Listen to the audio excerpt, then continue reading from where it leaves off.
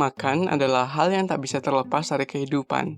Kita makan demi mendapatkan nutrisi untuk mempertahankan semua proses fisiologis dasar dalam tubuh dan energi untuk aktivitas sehari-hari. Hal ini sudah tertanam dalam gen nenek moyang kita sejak zaman batu. Mereka berburu untuk mendapatkan energi sehingga di saat predator datang menyerang, mereka memiliki cukup energi untuk lari ataupun melawan. Selain itu, energi dari makanan juga mereka gunakan untuk kegiatan berburu berikutnya.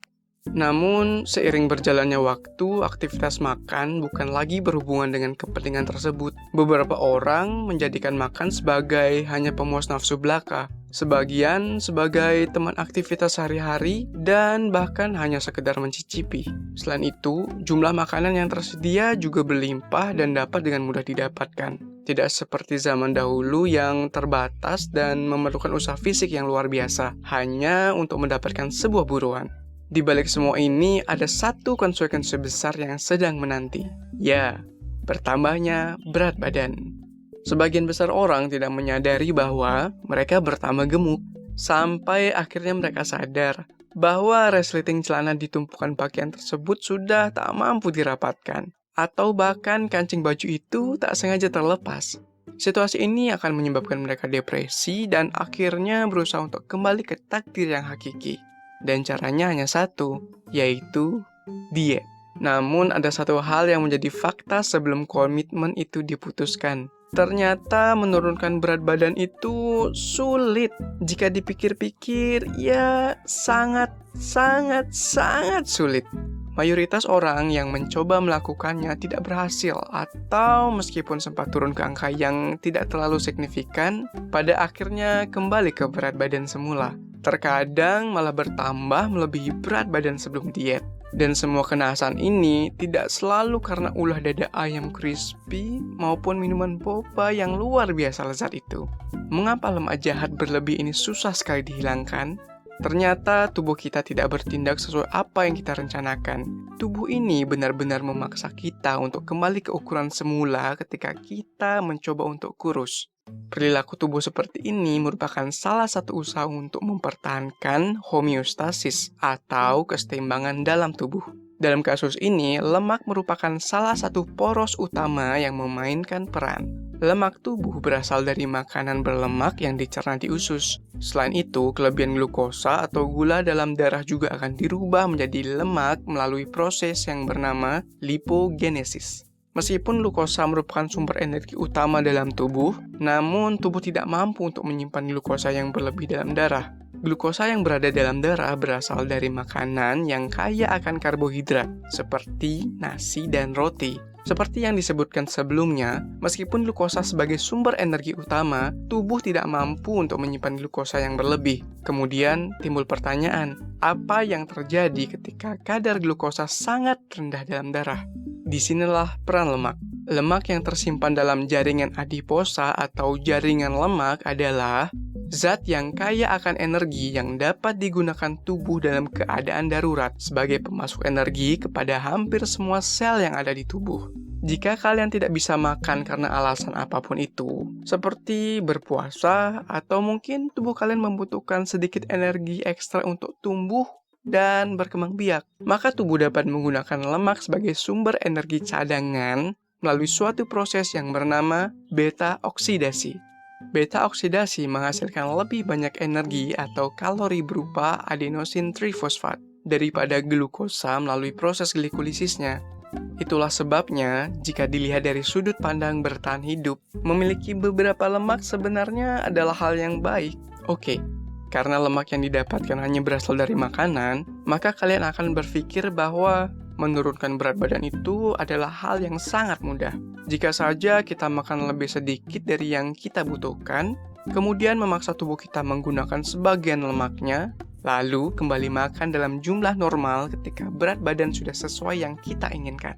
Perhitungan tersebut memang benar jika kita menggunakan konsep matematika sederhana. Namun, secara fisiologis, tubuh tidak ingin kehilangan cadangan energi berharga yang dimilikinya. Tidak peduli seberapa besar atau kecil pun kalori yang hilang, ketika kita menggunakan kalori, tubuh akan bereaksi dengan cara yang pada akhirnya membuat kita lebih sulit untuk menurunkan berat badan. Sebagian besar reaksi penghambat ini dikarenakan oleh perubahan hormon. Salah satu yang paling penting adalah leptin, suatu hormon yang dikeluarkan oleh sel-sel lemak. Ketika tubuh gemuk, sel lemak juga akan semakin membesar. Ini akan mengakibatkan semakin banyak leptin yang dihasilkan. Jadi, saat kalian menurunkan berat badan, sel lemak juga akan ikut menyusut. Begitu juga kadar leptin, maka produksinya akan menurun. Proses ini akan direspon oleh otak, terutama pada daerah yang bernama hipotalamus. Hipotalamus akan menafsirkan bahwa sedikit leptin berarti kelaparan, dan kemudian hipotalamus akan bereaksi dan mulai memberitahu tubuh kalian bahwa tubuh perlu menghemat energi dan makan lebih banyak untuk mengembalikan cadangan energi dari lemak yang hilang. Selain peran dari lemak, ternyata organ lain pun juga menggunakan hormon untuk mengeluh ke otak akibat penurunan asupan bahan bakar yang diterima. Salah satunya yaitu lambung. Lambung akan memberitahu otak bahwa ia tidak terisi oleh makanan dengan cara meningkatkan kadar suatu hormon yang bernama ghrelin. Pada saat yang sama, produksi insulin oleh pankreas juga akan lebih sedikit. Insulin merupakan hormon yang mengatur gula darah. Selain itu, produksi amilin juga berkurang oleh pankreas. Hormon ini berfungsi memberi sinyal ke otak bahwa perut kita sudah penuh. Jadi, ketika kalian menggunakan kalori baik dari gula darah maupun dari lemak tubuh, maka kadar ghrelin akan naik dan kadar insulin serta amilin turun. Hal ini akan memberikan sinyal pada otak untuk meningkatkan nafsu makan, yang pada akhirnya membuat kalian merasa lapar. Hormon-hormon ini selain mengubah seberapa lapar yang kalian rasakan, beberapa penelitian menyatakan bahwa otak akan merespon perubahan hormon ini dengan membuat kalian terbayang terus-menerus akan semua makanan favorit kalian yang tidak kalian makan, dan menjadi bahagia ketika merasakan makanan-makanan tersebut. Selain hormon, anggota tubuh lainnya pun turut ikut menyesuaikan dengan perubahan ini. Seluruh tubuh akan menjadi lebih hemat dalam penggunaan energi. Misalnya otot. Ketika otot membutuhkan energi, mereka biasanya menggunakan energi yang berasal dari campuran lemak yang disimpan dan glukosa yang bersirkulasi di darah. Tetapi ketika menjalani diet, otot akan lebih bergantung pada glukosa darah, sehingga mereka akhirnya berfokus pada penggunaan glukosa yang didapatkan dari makanan daripada cadangan lemak berlimpah yang kalian coba hilangkan itu. Hal ini juga berlaku pada jaringan lain di tubuh kalian. Namun, selain itu, hal inilah yang sebenarnya yang paling menjengkelkan, yaitu hormon-hormon kelaparan selain leptin ternyata tidak berhenti memberi sinyal lapar ketika diet sudah dihentikan. Untuk leptin, jumlahnya dalam tubuh didasarkan pada jumlah lemak yang dimiliki. Namun, hormon-hormon lain yang umumnya berespon terhadap kurangnya jumlah asupan makanan dapat tetap diproduksi bahkan setelah berhenti diet. Yang lebih menyeramkan lagi, hormon-hormon ini dapat bertahan selama bertahun-tahun. Sehingga ketika berhenti membatasi asupan kalori ataupun berhenti diet, tubuh masih akan terus berpikir seperti sedang kelaparan, yang memberi sebagian besar alasan mengapa orang-orang yang kehilangan berat badan setelah diet akan kembali bertambah gemuk setelah berhenti membatasi asupan makanan. Namun ada hal lain yang membuat segalanya menjadi lebih buruk, yaitu bahkan ketika kalian kembali gemuk setelah tubuh kurus sesaat yang pernah kalian dapatkan, tubuh tetap berada pada metode hemat energi. Secara umum, semakin kurus kalian, semakin sedikit energi yang kalian butuhkan untuk hidup. Tapi perhitungan ini bukan merupakan hubungan yang sederhana dan linear loh. Banyak sedikitnya energi yang digunakan per kilogram berat badan sangatlah bervariasi, tergantung pada apakah kalian pernah lebih berat atau lebih kurus sebelumnya. Terdapat sebuah penelitian kohort pada tahun 2016. Pada penelitian ini, para peneliti melihat tingkat metabolisme istirahat atau resting metabolic rate para peserta. Perlu diketahui, RMR yaitu kalori yang dibakar tubuh saat istirahat, hampir sama dengan basal metabolic rate. Namun pada RMR, perhitungan kalori yang digunakan tidak seketat BMR. Kedua ukuran penggunaan kalori ini pada dasarnya merupakan ukuran dari jumlah minimum energi yang dibutuhkan tubuh untuk menjaga sel seseorang tetap hidup. Dalam penelitian ini, 14 peserta mengalami penurunan berat badan rata-rata sekitar 58 kg dan tingkat metabolisme istirahat mereka turun menjadi 610 kalori per hari. Atau seseorang akan mengalami penurunan berat badan sebesar 79 gram jika kalian tidak mengkonsumsi apapun dalam sehari dan hanya berbaring. Cukup melelahkan juga ya.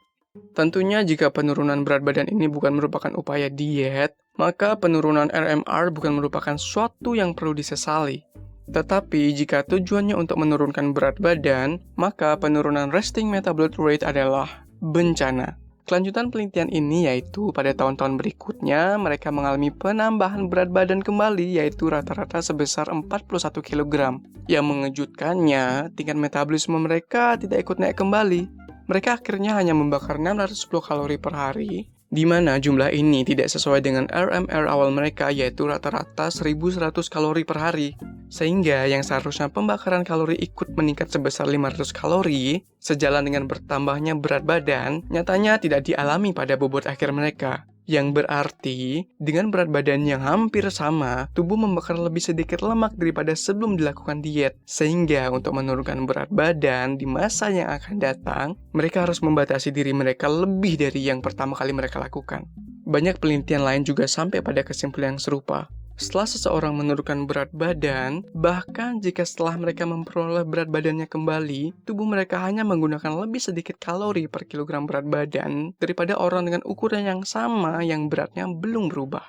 Hal ini berarti mereka harus makan lebih sedikit untuk tetap pada berat itu. Selain itu, mereka juga bertambah gemuk lebih cepat jika makan berlebihan.